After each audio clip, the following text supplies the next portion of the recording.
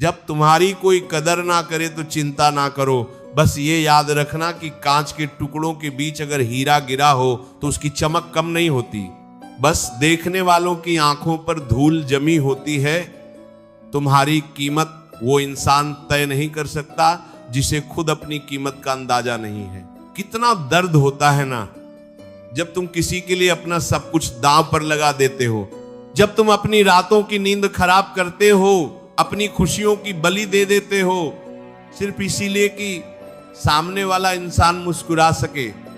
तुम सोचते हो कि अगर तुम थोड़ा और झुक जाओगे, थोड़ा और प्यार दे दोगे तो शायद वो तुम्हारी कद्र करने लगेगा, पर हकीकत में तुम जितना ज्यादा झुकते हो लोग तुम्हें उतना ही ज्यादा कुचलने लगते हैं।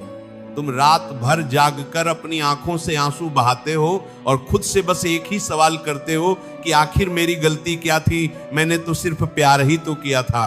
वो सीने में उठने वाली टीस, वो सन्नाटा जो तुम्हें अंदर ही अंदर खाने लगता है, और वो अकेलापन जिसमें तुम्हें अपनी ही सांसों का शोर चुभने लगता है, ये सब इसलिए होता है क्योंकि तुमने अपनी खुशियों की चाबी किसी और के हाथ में दे दी है।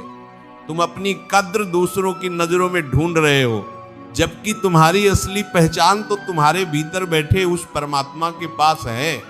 सच तो ये है कि ये दुनिया केवल जरूरत की भाषा समझती है। जब तक तुम किसी के काम के हो तुम उनके लिए अनमोल हो, लेकिन जिस दिन तुम्हारी उपयोगिता खत्म हो जाती है लोग तुम्हें एक पुराने अखबार की तरह रद्दी में फेंक देते हैं। श्री कृष्ण भगवद गीता में कहते हैं कि संसार में कोई भी प्राणी किसी का नहीं है, केवल कर्म और धर्म ही तुम्हारे सच्चे साथी हैं। जिसे तुम अपनी उपेक्षा समझ रहे हो वो असल में ईश्वर का तुम्हें एक संकेत है कि अब वक्त आ गया है उन बाहरी बैसाखियों को छोड़ने का। भगवान तुम्हें रुलाकर ये समझा रहे हैं कि तुम गलत जगह पर सुकून तलाश रहे हो। जब लोग तुम्हारी कद्र नहीं करते तो इसका मतलब ये नहीं कि तुम बेकार हो, बल्कि इसका मतलब ये है कि तुम उन लोगों के लिए टू मच, बहुत ज्यादा हो। तुम्हारी गहराई को नापने की औकात उनकी नहीं है।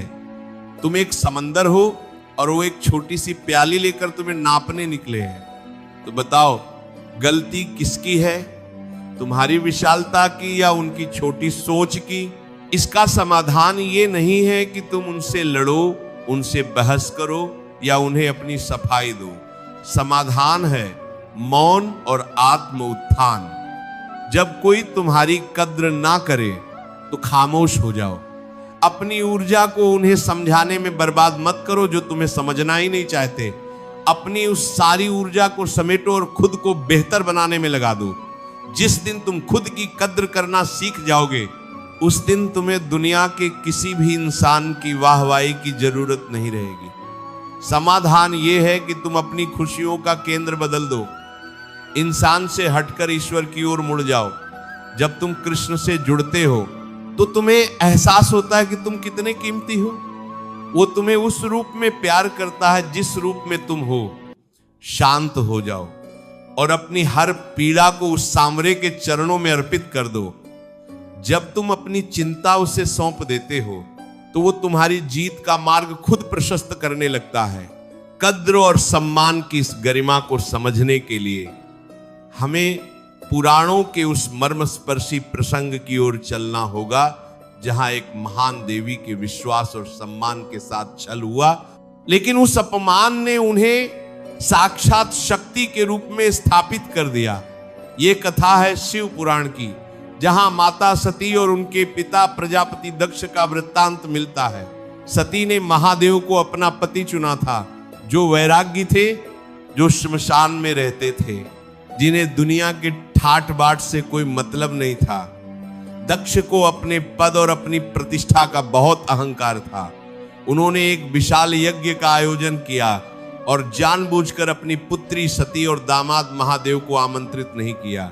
ये सती के लिए सबसे बड़ा अपमान था, क्योंकि उनके पिता ने उनकी और उनके प्रेम की कद्र नहीं की थी। सती को लगा कि शायद पिता को केवल भ्रम हुआ है। वे प्रेम की उम्मीद में बिना बुलाए ही वहां पहुंच गई, लेकिन वहां उन्हें क्या मिला? वहां उन्हें केवल उपेक्षा मिली। दक्ष ने पूरी सभा के सामने महादेव का घोर अपमान किया। सती वहां खड़ी होकर रोई नहीं, उन्होंने अपने पिता से सम्मान की भीख नहीं मांगी। उस अपमान के क्षण में सती ने अपनी आंतरिक शक्ति को पहचाना। उन्होंने समझ लिया कि जहां उनके प्रेम और उनके महादेव की कद्र नहीं है, वहां उस शरीर का कोई मूल्य नहीं है जो दक्ष के अंश से बना है। सती ने उसी यज्ञ की वेदी पर अपनी योग अग्नि से शरीर का त्याग कर दिया। उन्होंने यह संदेश दिया कि जब कोई तुम्हारी कद्र ना करे और तुम्हारे आत्मसम्मान पर चोट करे तो वहां से हटना ही श्रेष्ठ है। बाद में वही सती माता पार्वती के रूप में जन्मी और उन्होंने अपनी तपस्या से खुद को इतना ऊंचा उठाया कि साक्षात महादेव को भी उनके सामने नतमस्तक होना पड़ा। ये कहानी हमें सिखाती है कि जब दुनिया तुम्हारी कद्र करना छोड़ दे तो अपनी ऊर्जा को बाहर की ओर नहीं बल्कि भीतर की ओर मोड़ दो।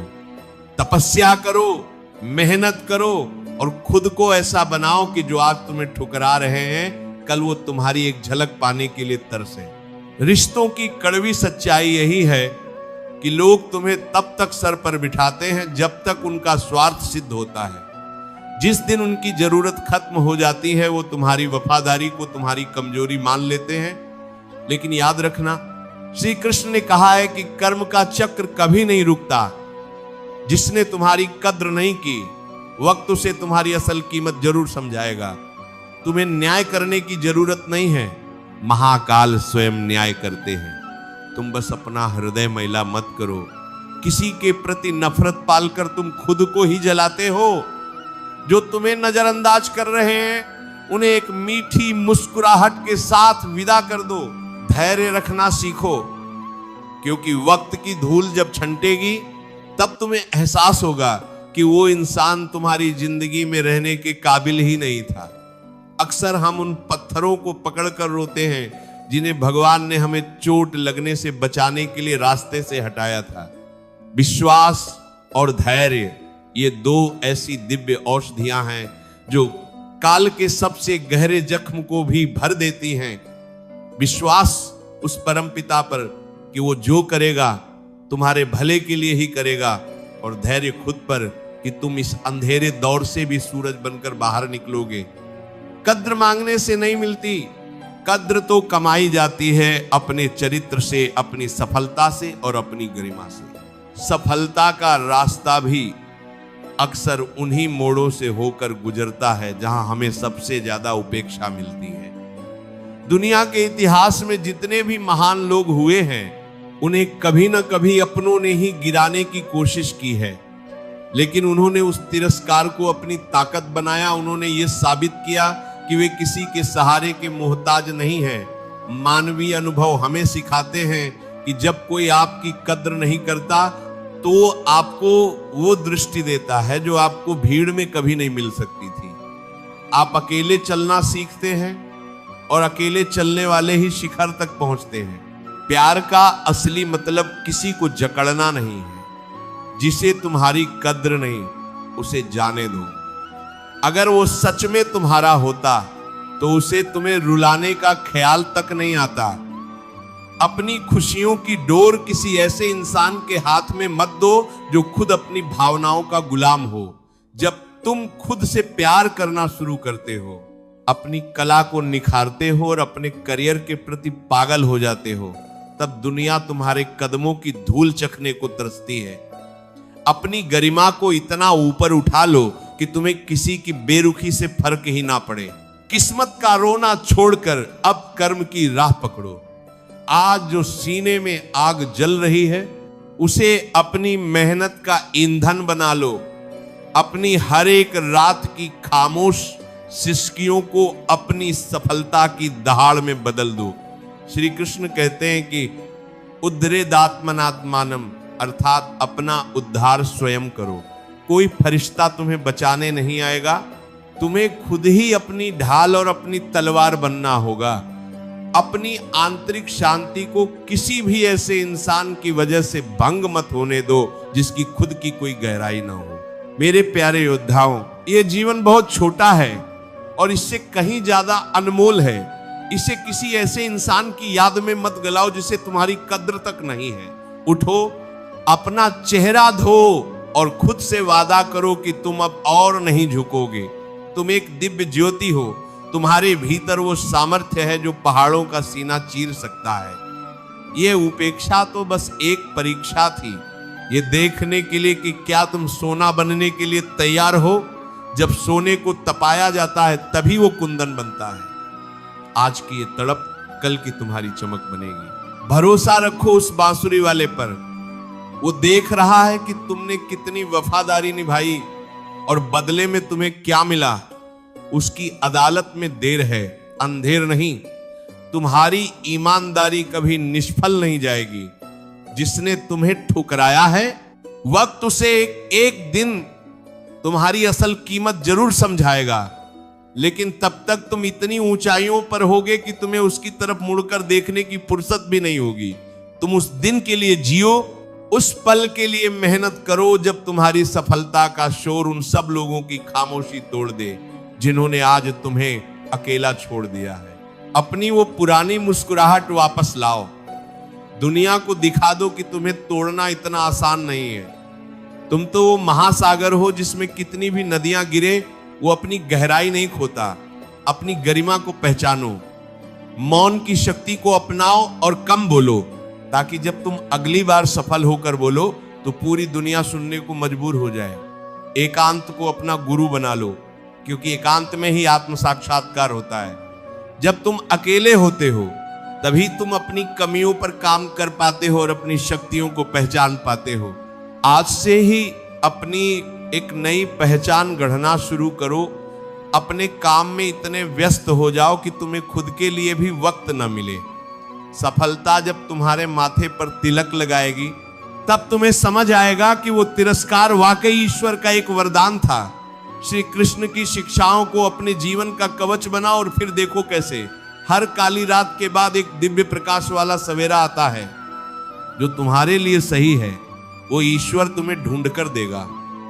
जो चला गया उसे कचरा समझकर भुला दो। मेरे प्यारे दोस्तों, अपनी आंखों से आंसू पोंछ लो। तुम कमजोर नहीं हो, तुम तो उस परम पिता के अंश हो जो पूरे ब्रह्मांड का स्वामी है। क्या कभी सूर्य इस बात की चिंता करता है कि कोई उसे देख रहा है या नहीं? वो तो बस अपना काम करता है, पूरी दुनिया को रोशनी देता है। तुम भी सूर्य बनो, अपनी चमक बिखेरो, अपनी मेहनत से दुनिया को रोशन करो। कद्र करने वाले अपने आप तुम्हारे पास खींचे चले आएंगे और जो नहीं आएंगे उनकी तुम्हें जरूरत भी नहीं है। विश्वास रखो, तुम्हारा आने वाला कल तुम्हारे बीते हुए कल से करोड़ों गुना ज्यादा खूबसूरत होगा। बस खुद पर से भरोसा मत खोना। जिसने तुम्हें बनाया है वो तुम्हें कभी लावारिस नहीं छोड़ेगा। अपनी उस दबी हुई शक्ति को पहचानो और एक नई उड़ान भरो। जीत तुम्हारी ही होगी, क्योंकि सत्य का साथ देने वाले को ईश्वर कभी हारने नहीं देता। अपनी मेहनत को अपनी प्रार्थना बना लो और फिर देखो कैसे तुम्हारी तकदीर बदलती है। कमेंट में राधे राधे लिखें, सब्सक्राइब करें। राधे राधे। जय श्री कृष्ण।